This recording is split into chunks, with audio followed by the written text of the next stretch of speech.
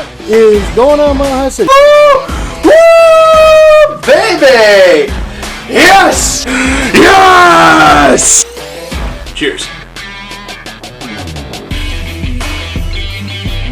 In a game of butt cheeks, old middle school football team could scheme a better offense than Adam Gase.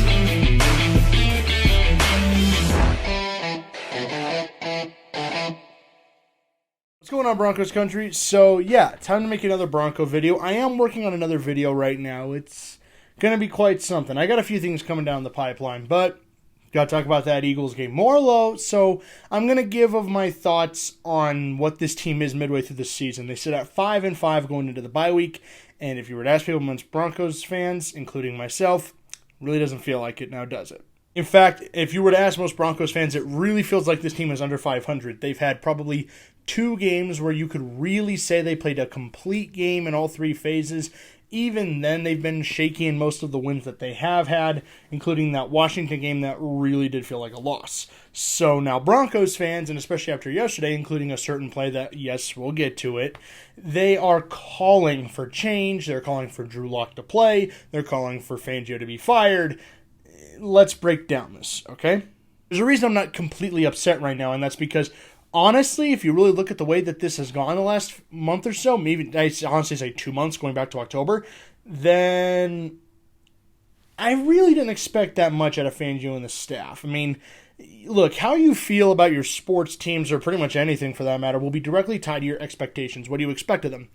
I get upset when the Avalanche or the Nuggets lose, or if they go on a slide, I get upset because I expect something out of those teams. They're well built, in my opinion. They're well coached. They have a lot of talent on that roster, and we've seen what the Nuggets and Avalanche can do at their best. If they're struggling, then I understand getting upset because that's not what we expected of them. If the Rockies suck, I mean, they suck. They're not well built. They're a very young team. They're not well run. I'm not going to say they're not well coached because I like Bud Black as a manager, but the point still stands. There's no reason to get upset about the Rockies because why? Same goes for Denver at this point. I'm not saying that they're the Rockies level bad, but they're not good either.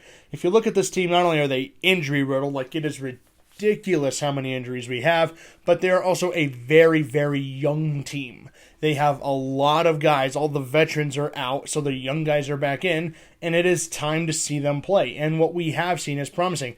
I'm liking Kenny Young. I think he's a nice addition to the linebacking core, and I think we should keep him around. I like Baron Browning, even though he left yesterday with an injury, and it kind of showed. The run defense certainly suffered without him. But we have Jonathan Cooper, who looks like a very promising edge rusher of the future, and if Bradley Chubb comes back healthy and he plays as well as I think he can play, then okay, we might have something for the future. The Patrick Surtain looks just as good as advertised. Yes, I know he gave up that touchdown, but I'm really going to put that more in. That was a hell of a catch by Devontae Smith, because they threw that. He had great coverage on Devontae Smith. It was a great jump ball, and it Hurts put it right where he needed to, and Devontae Smith just made a great catch. Not really much you can do there as a corner. Justin Simmons got a pick yesterday, so Justin Simmons looks living up to his contract. He's hands down the best player on defense. He's its new heart and soul. Really, this does come down to coaching, and Draymond Jones did not hold back throwing the team under the bus yesterday because when he was asked by Mike Kliss what he thought was going on, he said it was a combo of execution and coaching. That is not good. When your own players are throwing you under the bus, oh, and by the way, need to remind that just a couple weeks ago we had Justin Simmons getting into a heated exchange with the coaching staff on the sideline, the captain of the defense. That's not very good either. And so things are starting to come apart at the seams, and we're starting to see this kind of all fall apart. That's not very good. Look, I get it. That it's easy to look at this and just pretty much abandon all hope and say that, a big disappointment of a season. And on paper, if you were to look at it that way, yeah, because you look at the talent they acquired, you would think that this team would be better. But if you really look at some of the faults in the coaching staff and some of the things that we've honestly been seeing since the beginning of the season, they were just kind of masked by bad opponents, but now we're seeing them front and center. This was kind of a harbinger of things to come. Look, I'm not going to get overly upset because, in my opinion, this team has just been kind of trending downward. What's the point of getting upset? Oh no, the offense sputtered out. Again. The defense is having trouble stopping the run. Again. We're having bad coaching issues with both our play calling and our head coach. Again. It's kind of at the same thing. Look, at this point, I don't think Drew Lock is going to play unless either Teddy Bridgewater is unable to go or George Payton forces Fangio to go, make the change. They are not going to play Drew Lock because the staff does not like Drew Lock. They clearly never liked Drew Lock, but at the same time, Teddy hasn't exactly earned their trust either. The only thing Teddy has done, I would say, right consistently over the entirety of the season is completion percentage, and he's not throwing picks.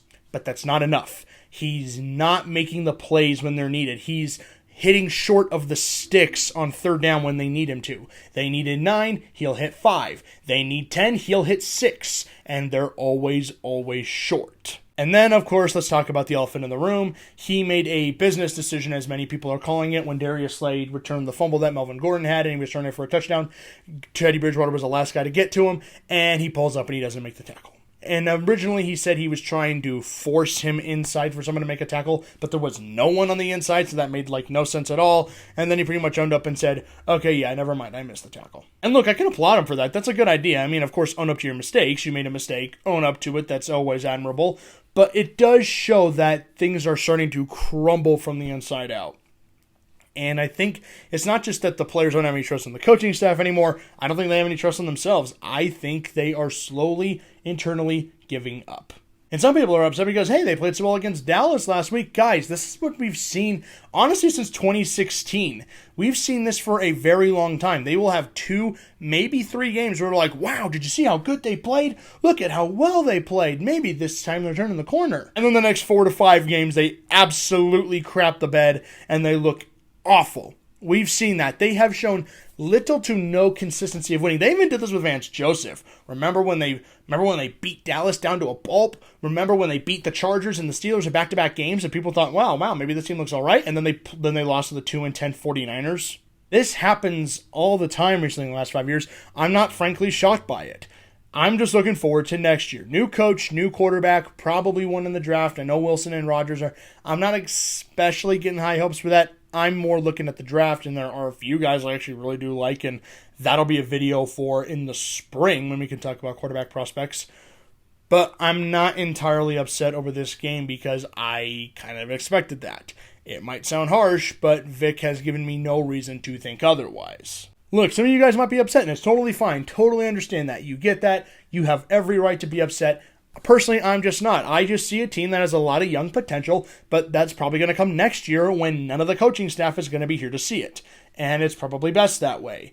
We have seen everything we can from this staff. We've seen everything we can from this quarterback. Right now, honestly, I'm just focusing on the Avs and the Nuggets because guess what, guys? The Nuggets, come on. They're playing 2 games that they can win. They've won 5 straight games. They looked great doing it. Nikola Jokic is back on an MVP caliber pace. The Avalanche, despite the hellacious amount of injuries they've endured, are rounding back into form. They killed the Canucks 7-1. I went to that game. That game was awesome. It was so much fun. Then they killed the Sharks 6-2. And now they got the Canucks again, and then they got the Seattle Kraken. Neither of which, hint, are very good teams. How about we focus on those teams right now? Look, I get it that Denver's a football town. I understand that. I've grown up here. I'm a native of this town. I've lived my whole life here.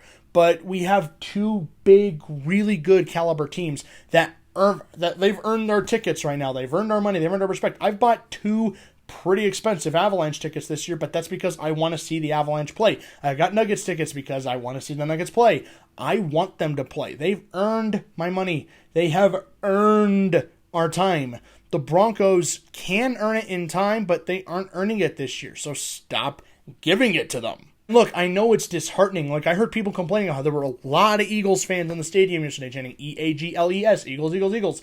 But that's because, guess what? Fans are starting to realize there is really nothing to look forward to this season. The 2021 Denver Broncos are not going anywhere. The most they will achieve is probably an 8-win season.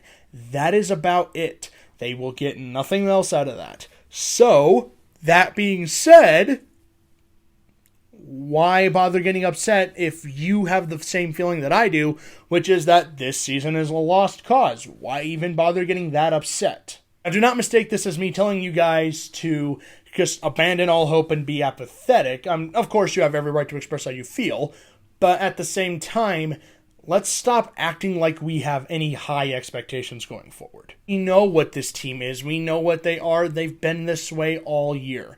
Let's stop acting like this is a legitimate playoff team.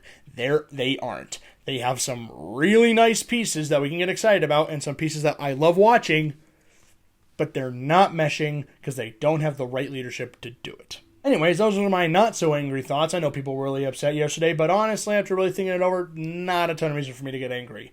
Anyways, I'm going to go watch the Nuggets game because the Nuggets are playing tonight, and I think they're going to do pretty well, though they are on a back-to-back, so that's going to be interesting. Anyways, that'll be it for me. Please look out for a video coming up later this week. Hopefully later this week. It's going to take a while to put together. It's going to be a long one.